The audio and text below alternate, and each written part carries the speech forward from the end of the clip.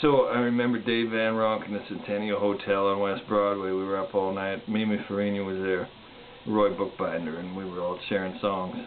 And I was playing at the Folk Festival my first couple of days in Vancouver, and Dave just got playing. He got in his cups. And, oh man, I mean, Roy went to bed, and eventually Mimi went to bed, and it was just Dave and me for a while. There were a couple other volunteers, I think it was, and Dave kept singing and telling stories about like the history of the American songbook. What else? Sitting under a willow tree with Elizabeth Cotton, and she tried to teach me how to play guitar upside down left-handed. That was funny.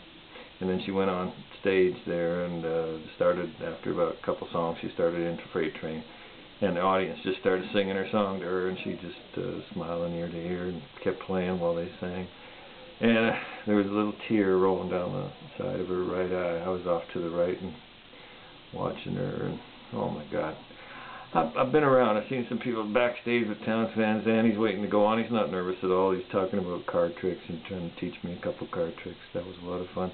He played forever that night, like 3 hours. I think about probably 40 songs for all I know. Taj Mahal coming into the Soft Rock tonight. I was hosting the open stage, and pulls me aside and asked me if he can do a couple of songs. I didn't have to think too long about it, so we did. And then he put me on the guest list +1, so I could bring a guest the next night he was playing. I think he'd come there to try to sell some tickets because the things were going a little slow that particular time. But that was great, playing with Farron. I lived with Farron briefly, and then I moved over by the racetrack there. And I could tell a lot of stories about that horse called Polika that I bet my rent on one time, and it took 5 strides out of the gate. Never lost from the one hole, and that's where it was running from. And it was a bit of an unknown horse locally, but my friend Annie worked in the paddocks there and said it ran a record time in practice that morning, so I laid pretty good money on it, and she took about 5 strides out of the gate and collapsed and had to be put down. So all kinds of things. And then Van Morrison saw him twice. War Memorial Gym.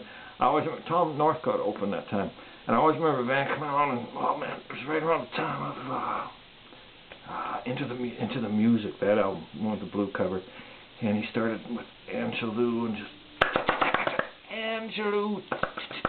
Angelou in the month of May in the city of Paris.